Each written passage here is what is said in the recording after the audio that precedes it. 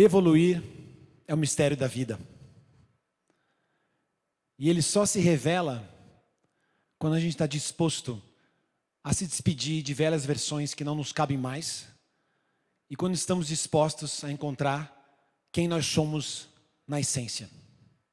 As histórias que eu trago aqui hoje para vocês me trouxeram até aqui, exatamente na frente de vocês, muito mais por trilhas tortuosas do que por trilhos certos.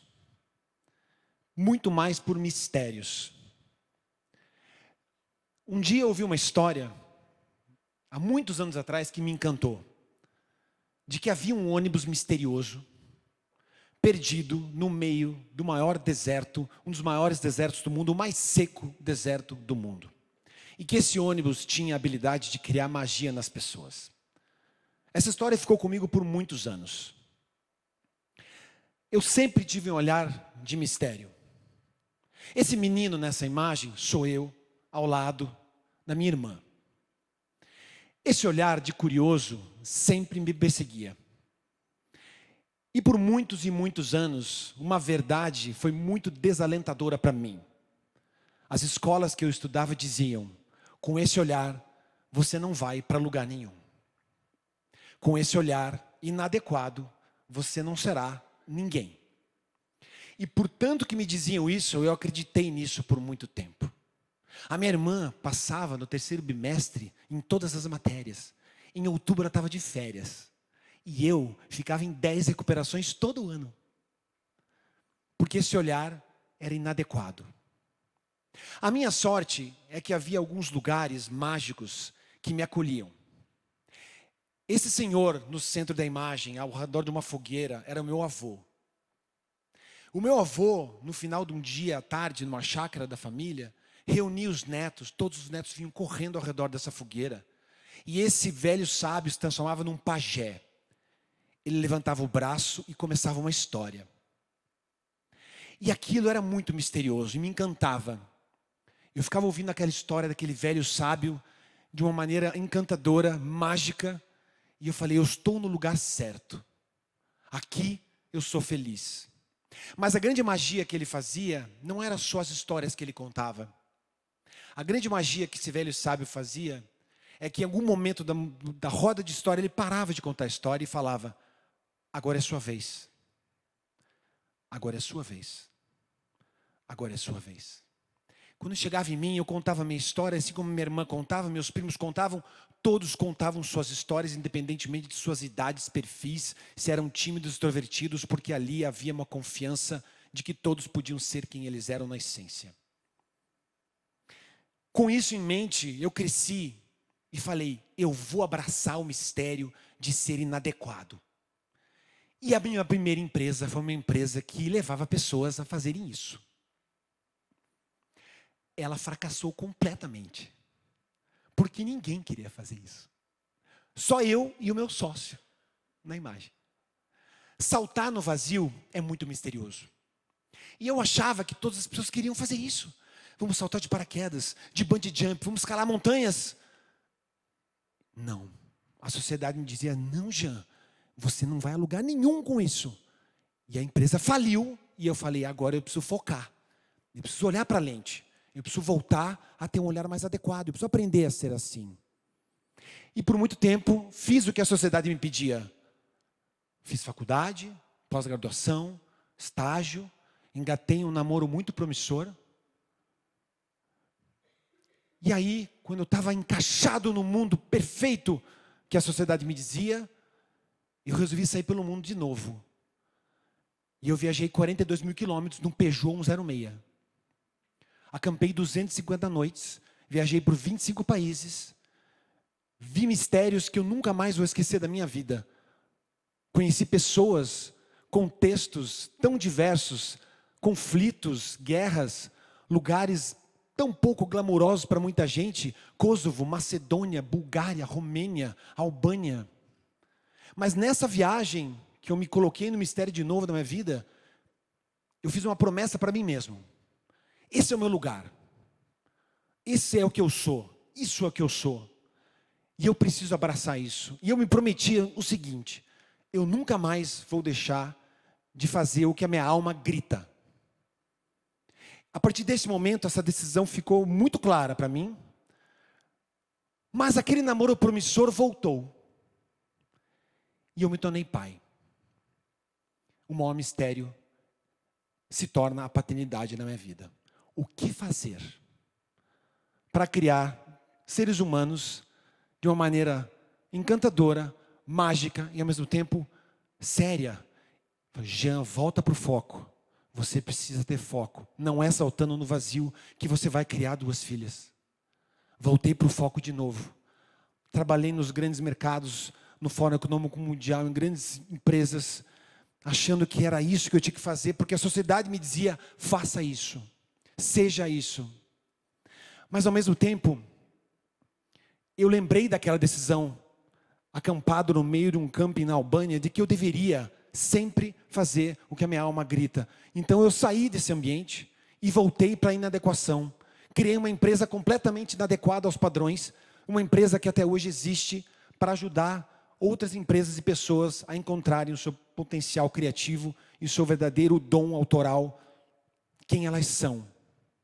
Mas não foi a minha empresa, essa empresa que hoje eu tenho comigo, que tem me ensinado todo dia a abraçar o mistério e a se despedir de velhas versões que insistem em me rotular, em colocar véus em volta de mim. São essas 2 meninas, a Júlia e a Giovana. Porque na infância em que os véus são translúcidos, em que a essência se revela. Elas simplesmente são. Elas são. Não é o que elas querem ser, elas são. Corajosas, autênticas, genuínas. E com isso em mente, eu fui ao longo da infância inteira delas, observando com muito cuidado tudo que elas faziam de muito criativo, muito autoral, muito genuíno, muito corajoso. E o meu primeiro livro não foi sobre negócios, sobre inovação, foi sobre como o melhor da vida é simples e de graça. E como a criança nos revela como o ser humano pode ser autêntico e genuíno como ele deve ser, na conexão com o ser. A alma da criança, o ego da criança nesse momento, está alinhado à alma. A criança está alinhada à alegria, ao prazer de ser. Com isso em mente, eu tenho levado a minha vida resgatando aquele menino de olhar inadequado. Jean, mantenha esse olhar. Isso é você. Quando as minhas filhas começaram a revelar tudo que eu podia ser, tudo que eu mantinha como criança interior, como brilho interior, eu comecei a usar isso nos meus trabalhos. E um dia, a minha filha mais nova, com 9 anos, ama a natureza, chegou no meio de casa, eu estava com meus amigos, minha esposa, ela chegou, pai, imagine se você pudesse ser um animal agora, que animal você seria? Aqueles adultos sérios param tudo e começam a ouvir aquela menina de 9 anos com asas de borboletas falando, imagine se pudesse ser um animal, que animal você seria? E eu devolvo para vocês, imagine se pudesse ser um animal, que animal você seria? Imagine agora, se tem o poder de ser um animal, que animal você seria? E todos nós respondemos. Eu respondi, minha esposa, meus amigos, vocês têm animais aqui. Rapidamente na tua mente chegaram alguns animais incríveis, maravilhosos. Essa menina sai correndo, andando com as asinhas. Eu falei, ei, vem aqui. E você? Qual animal você seria? E ela me responde, eu seria um tigre com asas. E eu, como vocês, falou, meu Deus, o animal dela é muito melhor que o meu. Ela arrebentou.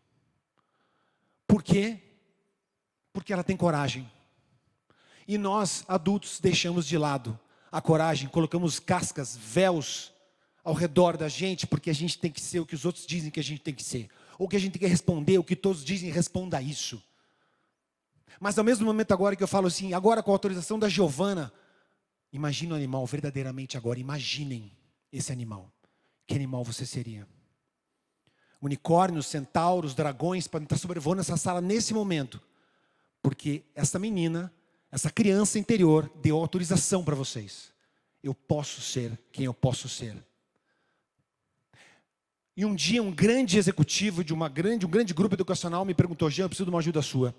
Os meus professores estão reclamando porque eles dizem que as crianças e jovens não aprendem mais. Não querem saber mais de aula, não querem saber de professor, não querem saber de pedagogia, só estão nessa tecnologia, me ajude aqui, vamos fazer um trabalho de consultoria. Eu falei, tá bom, voltei para casa, cheguei em casa, minhas filhas estavam brincando com outras amigas e estavam reclamando da escola. A escola é muito chata, o recreio é muito curto, aquela aula de matemática é muito ruim. E elas reclamando, eu falei, peraí, eu tenho uma ideia. Crianças, vamos fazer uma brincadeira. Joguei um monte de post-it para ela. Falei, por favor, me responda uma única pergunta agora. Qual seria a escola dos sonhos de vocês? Qual seria a escola dos sonhos de vocês? Meia hora depois, eu volto com essas respostas que vão ver agora. E eu ligo para o presidente desse grupo educacional e falo assim, eu já tenho a resposta que você quer.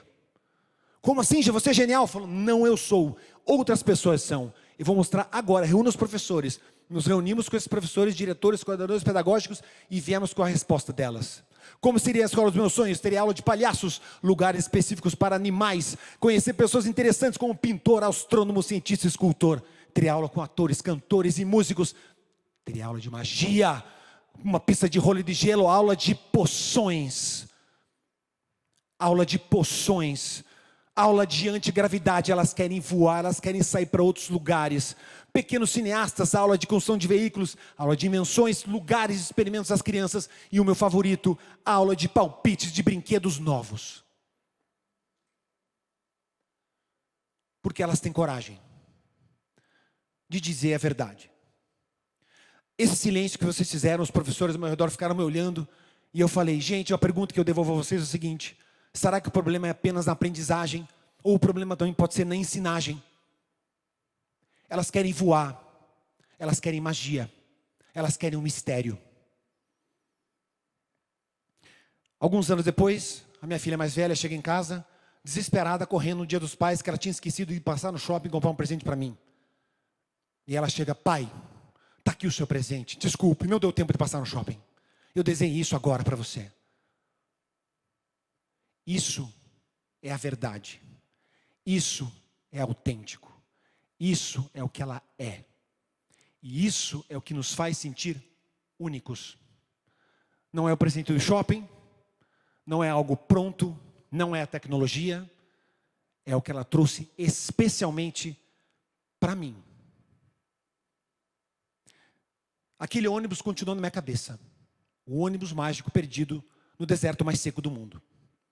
Anos depois, peguei minha esposa e família, minhas filhas, muito responsável, e saí com um carro no meio do maior deserto seco do mundo. Durante horas diziam, você não vá nesse deserto porque você não vai encontrar esse ônibus, só pessoas que conhecem esse lugar conseguem encontrar esse ônibus. E eu, com muita responsabilidade, segui adiante. Com minhas filhas dizendo, meu Deus, pai, será que a gente vai se perder? Pode ser, mas eu preciso abraçar o mistério para encontrar a verdade.